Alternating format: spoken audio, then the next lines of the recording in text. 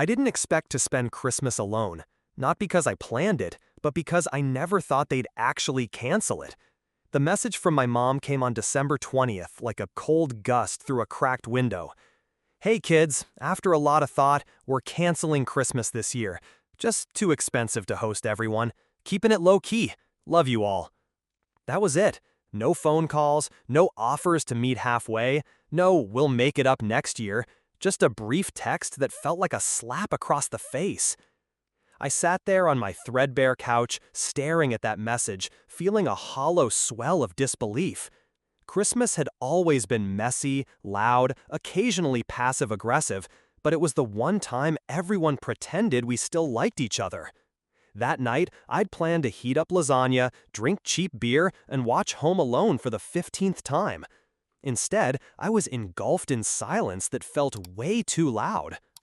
The next evening, around 8 p.m., my phone buzzed with an Instagram notification. Emily, my sister, was live streaming from our parents' house. I hesitated, thumb frozen over the screen. Curiosity, maybe some sick hope, pushed me to tap it. What I saw stopped my heart. The house was transformed. Twinkling lights, an enormous Christmas tree dripping with tinsel, a DJ booth crammed into the living room near the fireplace. 30, maybe 40 people, laughing and dancing, clutching plastic cups filled with cheap champagne. I could see my cousins, aunts, uncles, even Jared, already slurring and red-faced. Someone popped a confetti cannon, and gold streamers exploded over the crowd. Emily grinned into the camera, shouting, "Merry Christmas from the real crew!" Her voice echoed through my phone as it panned across the room, showing faces that belonged to the family I once thought I was part of. I watched, unable to move or close the app, the cold realization settling in. It wasn't about money. It was about me. I wasn't invited. No one told me, no one called. They just canceled Christmas, then threw a party without me. I sat there long after the stream ended, lasagna untouched, candle burning low, swallowing a bitter knot in my throat. I didn't cry or yell. I just let the quiet sink into my bones. The next morning, December 26th, my phone buzzed again. Dad. No hello, no how are you, nothing but a text demanding money. Can you send over $3,100 for January? Need it by tomorrow as possible. I stared at the screen, numb. This was it. The raw, unfiltered truth. No family, no warmth, just financial transactions and silent coldness. That was the moment something inside me snapped. I opened my banking app and started scrolling through all the automatic payments tied to their accounts. Utilities, phone plans, the rent on the second property Dad had moved into, even the Spotify family plan. Every bill, every subscription I'd been quietly covering, paid from my paycheck while pretending everything was fine. I realized I'd been funding a lie. My generosity had been a mask for their rejection. With deliberate calm, I typed back, "Lose my number. I don't fund liars." Then I blocked him. I felt light and shattered all at once. I tried to make sense of it. Why had they done this? Jacob, my brother, was at the center of it all. He'd been resentful for years, riding my generosity while painting me as the villain for not doing enough. I remembered the door slamming shut in my face just days before. Mom's words cold as ice. "We don't want you here this year." Jacob's voice had cut through that moment like a knife. "This is no place for losers. You're really starting to wear on all of us." I didn't argue. I just walked away, holding bags of gifts meant for a Christmas I wasn't invited to. Driving home, hands clenched on the steering wheel, rage bubbled beneath the surface. Was I the loser? The one who didn't care enough? I'd paid for his kid's summer camp tuition, school supplies, even helped with his mortgage when things got tight. I was the family's secret ATM and emotional safety net. Yet here I was, uninvited, unacknowledged, cut loose without a word. I sat in my driveway, staring blankly, the gift still in the car, symbols of a family I thought I belonged to, but never truly had. That's when I realized this wasn't just a Christmas story. It was the final act of years of being invisible, taken for granted, and finally discarded. But anger gave way to something darker, something colder. I wasn't just hurt, I was done being the good guy. I wanted them to see what they lost. I wanted them to feel the hollow I'd carried in silence for years. And if that meant burning the bridges completely, so be it. The night stretched on, snow falling quietly outside, and I made a choice. This time, I wouldn't just walk away. I would fight for myself, even if that meant tearing down the family I once loved. Because some betrayals don't just hurt, they break you. And when you break, you either stay shattered, or you become something else entirely. Something stronger, something unrecognizable. I didn't know where this path would take me. I only knew I couldn't go back. Not to the quiet betrayal, not to the cold money requests, not to the family that erased me like I never mattered. And that's where it begins. The days after that night felt like walking through a thick fog. My phone stayed silent, except for that one message from Dad demanding money. I didn't reply. I couldn't. I blocked everyone, closed myself off like a fortress. I needed space to think, to figure out who I was without the family I'd thought I had. But the silence wasn't peace. It was the loudest scream inside my head. I kept replaying that Instagram live stream over and over. The laughter, the flashing lights, the people who pretended I didn't exist. What kind of family did that? A family that chose a party over me, their own blood. That night, I pulled out the old photo albums I'd kept tucked away in a box. Pictures from Christmases past, smiling faces, the chaos, the warmth I'd convinced myself was real. I flipped through them, each image a reminder of a time before everything cracked open. But the cracks were always there, just hidden beneath the surface. I remembered the subtle digs from Jacob over the years, the snide comments masked as jokes, the sideways glances from Mom when I talked about plans or dreams. Emily, too, had changed. The cheerful sister I once knew was now someone who barely said a word to me, except for that cold thumbs-up emoji. And Dad, God, Dad, the man who never once asked how I was doing, but always asked if I could cover a bill or fix something. It hit me then. I'd been an invisible bank account, a shadow that showed up when needed and disappeared when inconvenient. And yet, part of me still wanted to fix it, still wanted them to care. I'm not proud of that. One night, I almost called. My thumb hovered over Mom's number, trembling with the weight of years of hope and heartbreak. But I didn't press dial. Instead, I put the phone down, swallowed the lump in my throat, and went to bed alone. Because hope was a dangerous thing when it came to people who never really wanted you. Then came the message from Emily, the one that shattered the fragile calm I'd built. It wasn't a text or a call or even a DM. It was a picture. A photo of me, the party, and her face plastered across the screen, smiling wide and unapologetic. The caption, "Merry Christmas from the real crew." I stared at it until my vision blurred. I wanted to scream, to yell, to tell her how much it hurt. But instead, I just sat there, silent. Because what's the point? They didn't want to hear it. They never had. Weeks passed, and I felt my anger simmering into something colder, more dangerous. I started thinking about all the ways I'd been used, the late-night money transfers, the unpaid debts I covered, the sacrifices I made without a second thought. What if I stopped? What if I let them deal with the consequences? I pictured Jacob scrambling when the mortgage wasn't paid, Mom panicking when the utilities were cut off, Emily left scrambling to explain why her family's Christmas decorations weren't up. The thought was almost intoxicating. But then, the weight of responsibility clawed at me. After all, they were a family. Or at least they had been. I was torn between rage and guilt, between wanting to punish and wanting to protect. This internal war churned in me like a storm, with no clear end. One afternoon, I found myself scrolling through old texts, looking for anything that might explain the coldness, the exclusion. And then I stumbled on a message from Jacob from a year ago. "You're losing it," it read.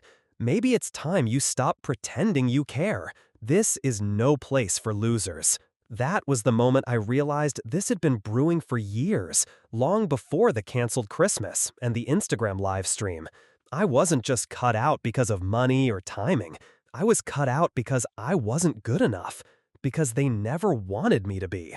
I clenched my fists, feeling that old familiar burn of humiliation, but also a strange spark of clarity.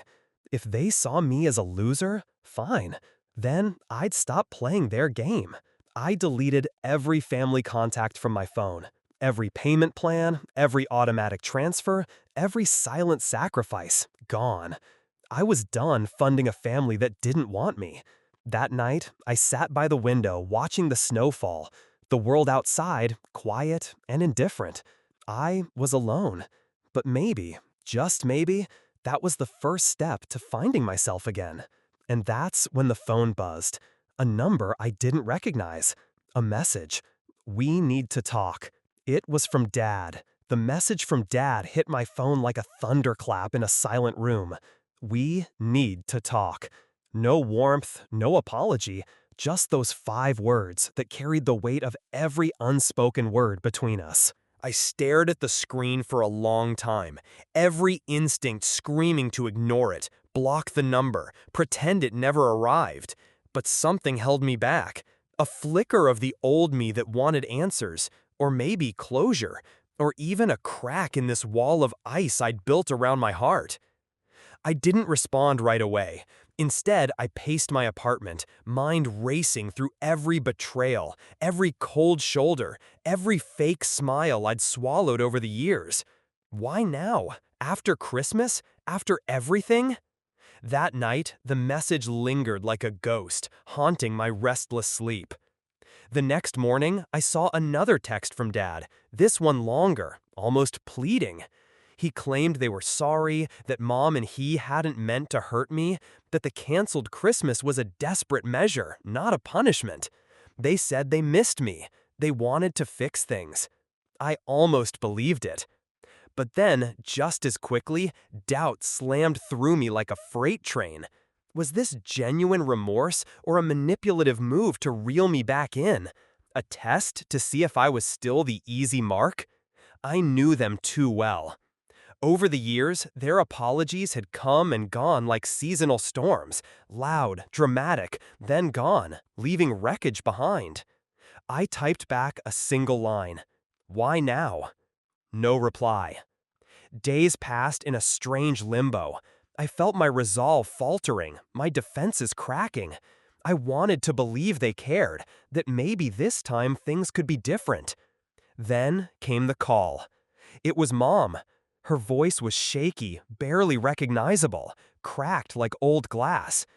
She begged me to meet, to talk face to face. She said she missed the family, missed me. I wanted to say no. I wanted to stay locked away, safe in my fortress of solitude. But that spark, that fragile hope, flared again. I agreed. We met at a quiet coffee shop, the air thick with unspoken history. They looked older, wearier, worn down by years of mistakes they still didn't fully admit to. Mom reached out, tears in her eyes. Dad's hands trembled slightly as he spoke, fumbling for words that felt too late. They said all the things I wanted to hear, regrets, promises, pleas for forgiveness.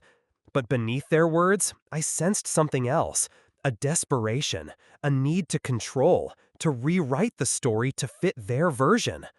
I realized then that forgiveness wouldn't come easy. Not just because of what they did, but because of what it awakened in me. I was angry, not just at them, but at myself. Angry for allowing their neglect to shape my worth. Angry for the years spent trying to be the perfect son, only to be discarded like trash. And somewhere in the depths of that anger, a darker desire took root. I wanted more than just an apology. I wanted justice. I wanted them to feel the pain of being forgotten, of being betrayed by the one person they should never have hurt. So, I started to plan.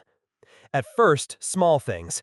Quiet withdrawals of support, subtle disappearances from family events, hints of defiance cloaked in politeness. But soon, the plan grew bolder. I hired an investigator to dig into the family finances, curious to see how deep the cracks ran, who really benefited from my generosity. What I found shocked me. Secrets that went beyond money, hidden debts, backdoor deals, alliances forged in shadows. The family wasn't just fractured emotionally, it was rotten at its core. I sat back, numb and fascinated. The people I'd called family were living lies, masking selfishness with smiles and tradition. The weight of this truth was staggering. That night, I lay awake, mind spinning. Was I still the fool trying to patch a sinking ship? Or was I the one finally seeing the wreckage for what it was? I knew one thing for certain. I couldn't stay the same. Something inside me had shifted, irrevocably. The silent Christmas was only the beginning. The truth wasn't just a shadow lurking in the background anymore. It was a blaze consuming everything I thought I knew. The investigator's report landed on my desk like a bomb. They'd been hiding money, more than I'd imagined. Cash stashed away in secret accounts, properties in their names but paid for by me. Jacob's financial troubles, paper-thin smoke and mirrors. Mom and Dad, masters at manipulation, at spinning stories that kept me funding their lives while they slipped farther away from me. And Emily, my little sister, the one who sent that smug thumbs-up emoji, was part of it. Quietly complicit, enjoying the perks while pretending to mourn the family I was no longer welcome in. I felt like I'd been living a lie, inside a lie. That same night, I stared into the dark, thinking about all the years I'd sacrificed. All the nights I'd held back anger, swallowed pride, and sent money without question. For what? To be erased? To be treated like a ghost? The line between anger and something darker blurred. Revenge was no longer a distant thought. It was a fire burning just beneath my skin, feeding on the betrayal and humiliation. But I wasn't reckless. I wasn't about to burn down my whole world without a plan. I started keeping secrets of my own, quietly redirecting payments, freezing accounts, pulling away my support. The family noticed, but their arrogance made them think I'd eventually come back begging.